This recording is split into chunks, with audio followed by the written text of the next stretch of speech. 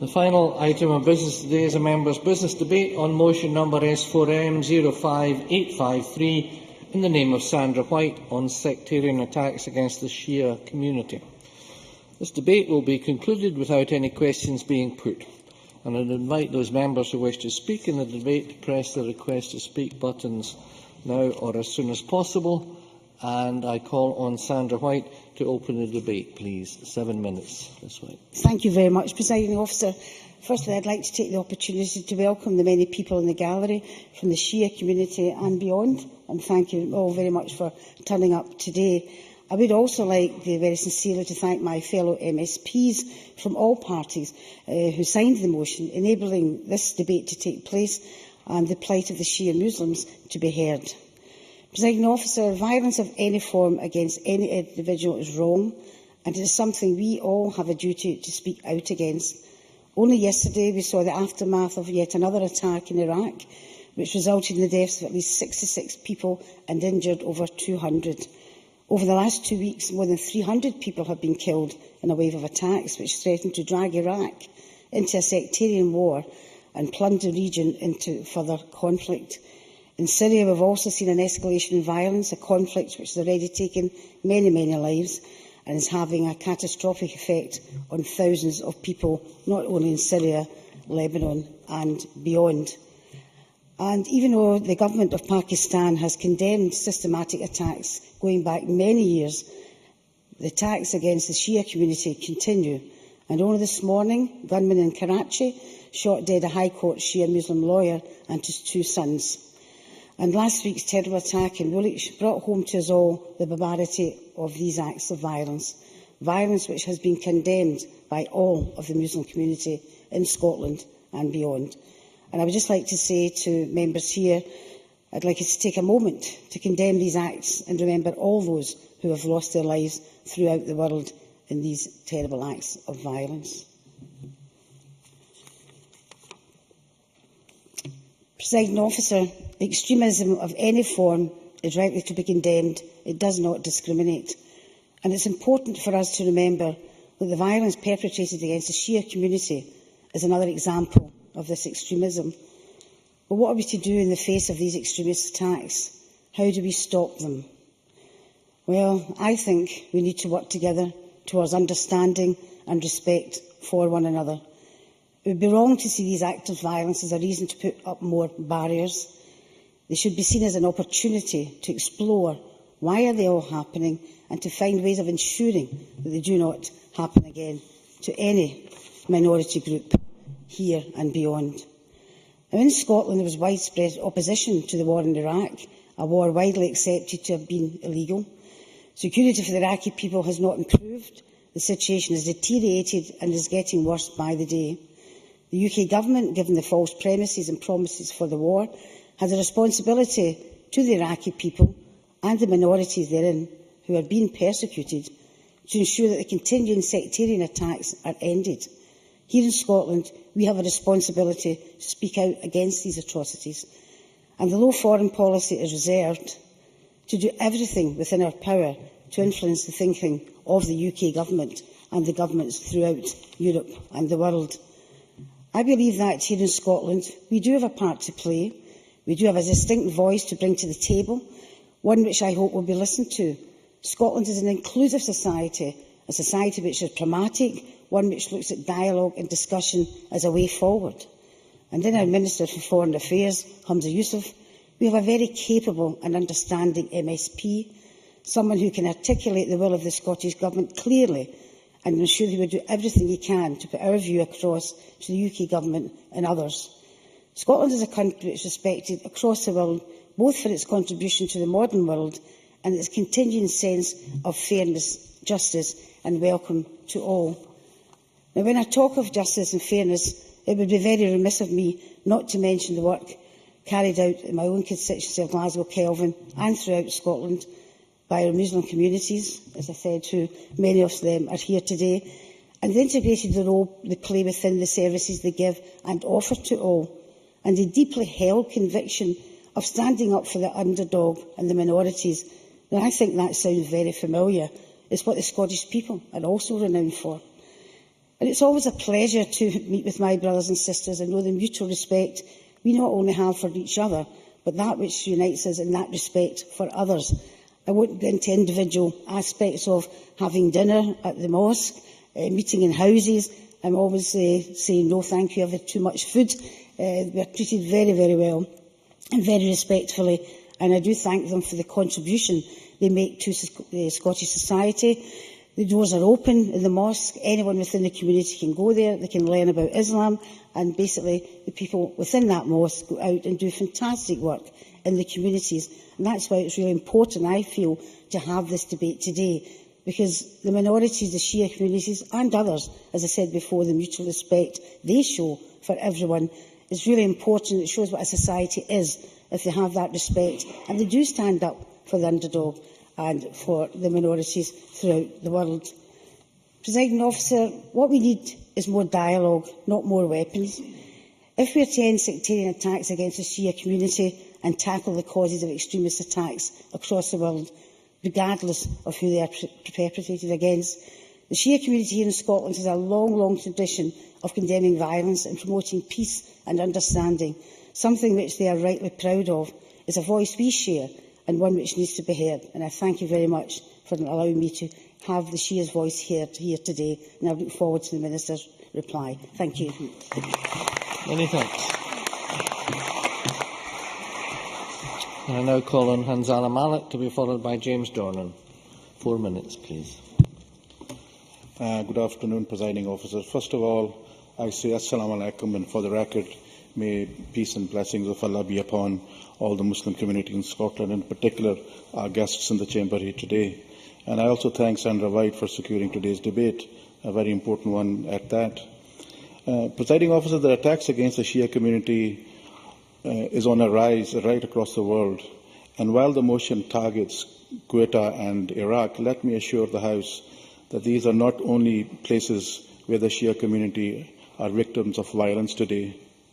It's a huge and a very serious issue. While I accept that the Shia community are not the only community under such attacks across Asia, in particular Asia subcontinent, for example, the Sunni community in Iraq and the Christian community in Pakistan are also frequent targets.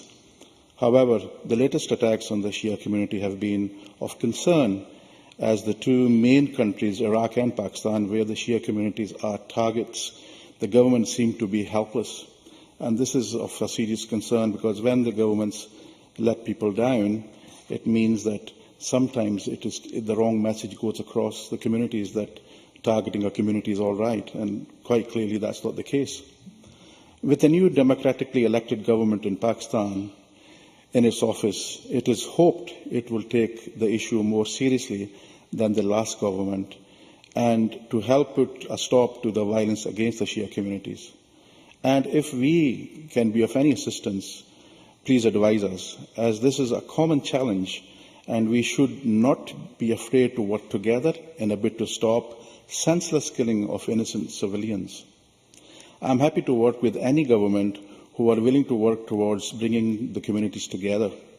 And I personally pledge that I am willing, able to work with any government to fight against discrimination, bigotry and religious intolerance. We have to remind that governments failing groups of communities within them suffer stability and security to the degree where a nation is weak and the population uneasy and insecure, which is harmful to all, regardless of who they are.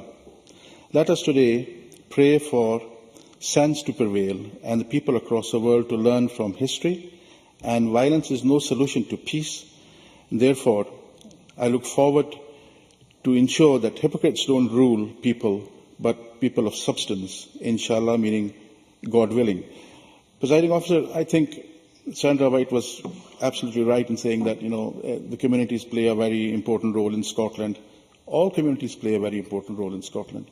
But I think what is important is we shouldn't allow discrimination. We have seen history time and time again where issues have started off with very small examples and then have turned out to be a very major loss of life, limb, property and solidarity, which is unacceptable in today's day and age. We saw Bosnia as the latest example of large numbers of people being killed simply because they were of a wrong faith or a wrong belief. The Shia community are a very intricate part of the Islamic world. They are an important element of the Islamic world. They have to be treated with respect like all other segments are. And therefore, bringing the debate today is important, and I wish to ensure the Shia community, not in Scotland but also elsewhere in the world, that if we can be of help to them in any way, any time, anywhere, I'll be there with them, shoulder to shoulder. Thank you very much. Many thanks. I now call on James Dornan to be followed by John Lamont. 4 minutes or thereby, please. Thank you, Presiding Officer. Although it's with no pleasure that I and the other members come to this chamber this evening to debate the appalling attacks on innocent people across the world, I'd like to thank Sandra-White for bringing this to the attention of the chamber. Sectarian violence, murder and terrorism against a religious minority, in this case the international Shia community, many of whom live in Scotland, and most of them in the fair city of Glasgow, is an issue of grave importance and deserves nothing less than the attention of the National Parliament. Sectarian violence is sadly not a stranger to these islands, but no matter where it's found, sectarianism always has the same characteristics: prejudice, hatred, fear, ignorance and intolerance. Its aim is to divide people and punish those with whom it disagrees and hates. Wherever it happens, it's to be abhorred. No one should die because of the colour of their skin, no one should die because of their nationality, and no one should die because of their religious beliefs. Presiding Officer, when I knew I was speaking in this debate, I googled attacks on Shia for a bit of background. Don't do it. It's a depressing catalogue of man's inhumanity to man. The scenes in Iraq just yesterday showing innocent people killed indiscriminately just for having the misfortune of being in the wrong place at the wrong time, in this case a Shia community. Prejudice is not unique to the Shia community. Many other communities suffer it too. However, we must acknowledge the history of prejudice, violence and sectarianism that has been shown to Shia Muslims historically and across the world. Sometimes it's even institutionalised. Take, for example, Lebanon, a country where constitutionally a Shiite Muslim can never hold the office of President or Prime Minister. You have to be a Christian to be President, a Sunni to be Prime Minister and a Shiite to be the Speaker. The seats in Parliament are allocated to religious communities and sects based on their population, a system known as confessional distribution, using a census that is 50 years out of date. Presiding Officer, that's a system that keeps Shia Muslims from two of the highest offices in the land. It's a sectarian building block form of governance that, when introduced in 1943, was supposed to be a temporary measure, and although it may have been right at that time, it is wrong that it still stands to this day. In the recent election campaign in Pakistan, we saw the target of Shia candidates which had taken the lives of 9 people and injured more than 20. And for what? For the crime of being a Shia Muslim, wanting to play their part in their country's political process. Just today, I read, as Sandra mentioned earlier, of a Shia lawyer and whose 2 young sons being killed for the crime of being Shia. These cowardly acts of terrorism must be stopped, and I ask the Minister in the summing up to outline what representations are being made or have been made to the Government of Pakistan on behalf of Scotland's Shia community. Presiding Officer, in Glasgow are many Shia Muslims, personal friends of mine, and the Chamber's dotted with them today, which I'm delighted to see, who are outstanding members of the community, businessmen and women, family people, political activists and citizens proud to call Scotland their home. And we are extremely fortunate that here that Scotland, and may I say it, Glasgow, could be held as a beacon of how the different communities can work together, socialise together, and even celebrate their difference and similarity together. The evidence for that is twofold. One is, this is a kind of good news, bad news story, but one is that last night, again, when I was Googling, there was a map of attacks of mosques across the UK. That's clearly the bad news, and there was a number, there was something like 13 or so, that they highlighted, none of them in Scotland, because there does seem to be a relationship having been built by the Muslim community, who are clearly an integral part of Scotland, the same way as somebody who comes from an Irish background like I do and others do, and I think are seen as being exactly the same as that. But the other is that on the 9th of June, there is, I better get this right, at Celtic Park, there's an event taking place where there's speeches from politicians and the Interfaith Council promoting peace and community integration. Now, if ever we needed an example of the Muslim community, Shia and Sunni, but we're talking about Shia community here tonight, have to play in Scottish society, I think that's it. Presiding Officer, what the international Shia community want is peace and freedom. freedom to live their lives in peace, freedom to celebrate their religion in peace, and freedom to live within their communities throughout the world without the overhanging threat of violence being brought down on them and their loved ones. I am sure we speak as one when I say I wholeheartedly support this motion and wholeheartedly support the Shia community. Thank you. Many thanks. I now call on John Lamont, after which we'll move to the Minister for the closing speech. Thank you, Deputy Presiding Officer. I too begin my contribution this evening by congratulating Sandra-White for securing tonight's important debate. Religious warfare, in whatever insidious form it takes, is one of the worst things that can happen to a society. Whilst we in Scotland have had and continue to have our fair share of religiously incited discord, when it comes to such deeply ingrained and divisive matters as sectarianism, we often do well to look farther afield in our own backyards, if not for answers, then at least for some degree of perspective. The persecution of religious populations is, unfortunately, all too a common feature for our 21st century world, and as Sandra White's motion notes, the Shia Muslims population is no exception. Pakistan and Iraq, in particular, are two countries in which sectarian attacks against the Shia population are common, if not widespread. In its 2012 report on Pakistan, Human Rights Watch summed up the situation in 5 words: Pakistan had a disastrous year. Human Rights Watch noted that Shia groups were routinely persecuted, and some supposedly banned militant groups operated with impunity, even in areas such as Punjab, where state authority is well established. Neither does a 2013 report paint a more positive picture. Human Rights Watch estimates that last year alone, some 325 Shia Muslims were killed in targeted attacks across Pakistan. The UK Government has, however, rightly welcomed President Zardari's speech last year, recognising the problems faced by minorities in Pakistan, as well as the efforts of those in government to address the situation. But more, of course, needs to be done. Deputy Presiding Officer, 2 months ago in this chamber, I noted the persecution that Shia Muslims had in the past faced in Iraq. Whilst we can all be thankful that oppression on such widespread and repugnant scale no longer exists in that country, it is, of course, a matter of great regret that any form of sectarian persecution should still occur. To that end, I am, however, encouraged by the words and actions of the Iraqi government when it comes to attacks against the Shia community. Prime Minister Nouri al-Maliki and President Jalal Talibani know all too well the evils of sectarianism, being victims of it themselves, and I share their determination in refusing to allow religious militant groups attempting to exploit political instability to exacerbate sectarian tensions in Iraq. And I admire their resolve to ensure religious insurgency will not be able to bring back the atmosphere of the sectarian war. Deputy Presiding Officer, regrettably, sectarian attacks are not limited to Shia Muslims, nor to the geographical areas of Iraq and Pakistan. In both of these countries, other religious groups are also targeted, and sectarian attacks occur in Saudi Arabia, Syria, and even to countries with strong traditions of religious diversity and tolerance, such as Indonesia. Deputy Presiding Officer, the UK Foreign Secretary has repeatedly affirmed his commitment to working with governments to end sectarian attacks against religious and ethnic minorities. The UK Foreign Office has a strong voice on the world stage, and it is right that it should be put to good use. I therefore welcome current FCO initiatives supporting interfaith dialogue and integration.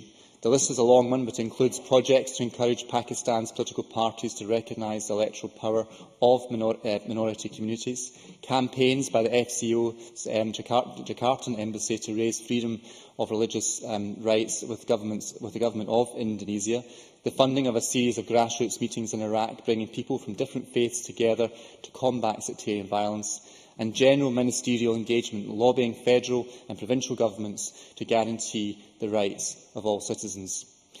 As noted, Deputy Presiding Officer, in Sandra White's motion, the UK Government has a crucial role to play in eliminating sectarian attacks against the Shia Muslim population worldwide. And I therefore look forward to hearing how the Scottish Minister intends to support the UK Government in its critical role to ensure that we achieve the objective we are all striving for. Thank you. Many thanks. I now call on Minister Humza Yousaf to close the debate on behalf of the Government. 7 minutes, please, Minister, or thereby. Thank you, Presiding Officer. I'd firstly like to join with others in thanking Sandra-White for raising this very important issue, securing this debate, and to all the members who signed up to her motion, and also to welcome the many people who have attended here in the public gallery from the Shia community and beyond. I share everybody's concern at the level of religious violence in Pakistan and Iraq and across the world being directed towards Shia communities. As we've heard, in February, more than 30 people were killed and about 190 injured in a spate of car bombings in mainly Shia areas of Iraq. Of course, tragically, that continued with many people, over 60 killed in car bombs in Baghdad yesterday. Twin bomb attacks on the 10th of January in Quetta in Pakistan, killing 100 people and injuring up to 200 on top of that. More bombings in February took the death toll to over 200, and most were from the Shia community, and it was an attack that was directed most definitely towards the Shia community.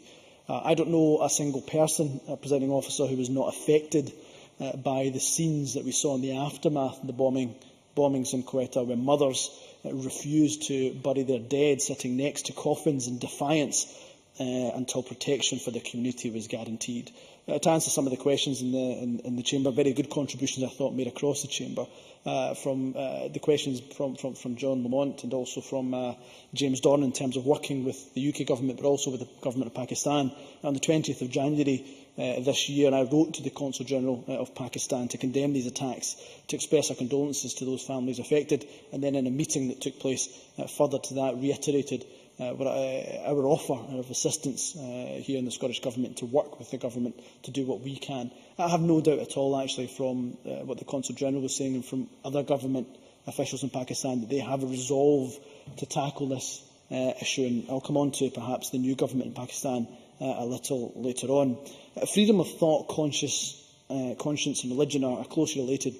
Rights that protect freedom of an individual or community to think and freely hold those conscientious beliefs, to manifest religion in teaching and practice and worship and observance are incredibly important. They sit under international treaty and essential to the Universal Declaration of Human Rights. As a good global citizen, Scotland has a strong and enduring commitment to securing democracy, the rule of law and fundamental human rights across the world. We would, of course, expect all international states to comply with those human rights laws and condemn those human rights abuses wherever they occur. In our view, it would be a basic minimum requirement of any state under international law, although I appreciate that this is an immensely complex and challenging issue to deal with, especially for the two countries that we're talking about for the purpose of this debate, for Iraq and for Pakistan, who have monumental challenges to address. And as I say, when I last spoke to Pakistani officials, they gave a really unwavering commitment to the resolve to defeat this kind of violence. And I think the new government in Pakistan, I don't doubt for a minute their resolve will be just as tough. And perhaps there's a fresh opportunity there, actually, to tackle this evil scourge of violence that is directed towards the country's Shia population. I again reiterate, in terms of working with the UK Government, any assistance the Scottish Government can bring to bear that might be useful to Iraq or to Pakistan in defeating the sectarian violence, we will look to do. The next time I meet with an FCO minister, I'll happily raise that issue and once again reiterate that offer as well. The opportunity for us to engage with Pakistan is there. The elections on the 11th of May were a crucial milestone in Pakistan's democratic history and journey. This was the first time that power was transferred democratically between one civilian government and another after a full term. I'm sure all of us in this chamber welcome the strengthening of democracy in Pakistan. And thinking tomorrow I'll be speaking at an event that is designed to see how Scottish businesses can invest in Pakistan. So we therefore have a very vested interest in seeing the greater stability there, as well as the moral argument, of course, that members have quite rightly said, that there should be no attacks towards anybody, but particularly the protection of minorities. Is also a vested interest if we want business and to do trade with Pakistan, to help the economic circumstance there, to help to lift the country out of poverty as well. We have a vested interest in the country's stability. But more importantly, as I say, as a good global citizen, we want to see the end to that violence. And I was delighted to announce earlier this month £1.8 million from our South Asia programme to fund some projects and development projects in Pakistan.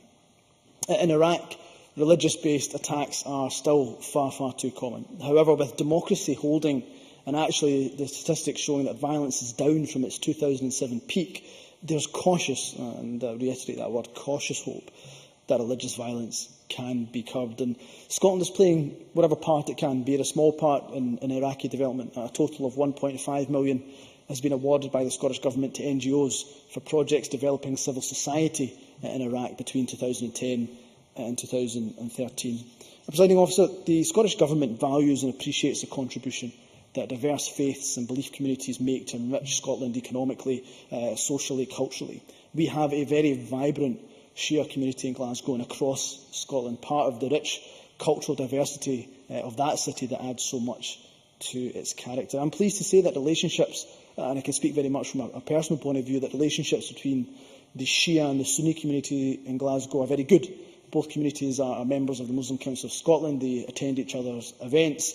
And interestingly, Sandra-White was talking about that mutual respect and dialogue that exists. She also mentioned food, and amongst that, and how you're always well fed when you go to a mosque event, be that Shia or Sunni. And actually, food is a good place to start that dialogue. I was just thinking of recent events in Woolwich, unfortunate events, tragic events in Woolwich, and just how yesterday EDL, English Defence League protesters, were given tea and biscuits by a mosque in York, and that helped to break down the dialogue and discussions took place. So we've got a great amount to be thankful for that humble custard cream. But nonetheless, food may well provide a way of having that and enhancing that dialogue.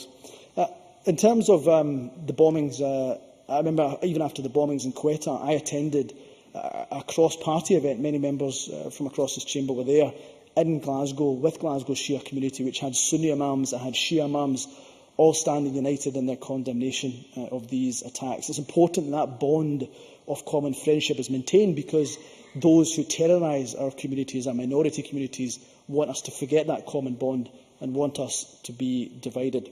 So, to conclude, Presiding Officer, I'd like to join, of course, the rest of this chamber in condemning the recent violence targeted towards the Shia community. It's in all of our interests for Pakistan and for Iraq to be stable and prosperous. Religious tolerance is vital for peace and prosperity to flourish, and Scotland is committed to support efforts to achieve this. We will continue to raise the importance of improving religious tolerance with both the newly elected government in Pakistan as well as with the government of Iraq. And we will do what we can to work with the UK government to ensure that we end this scourge, this evil scourge of attacks and violence directed towards the Shia community.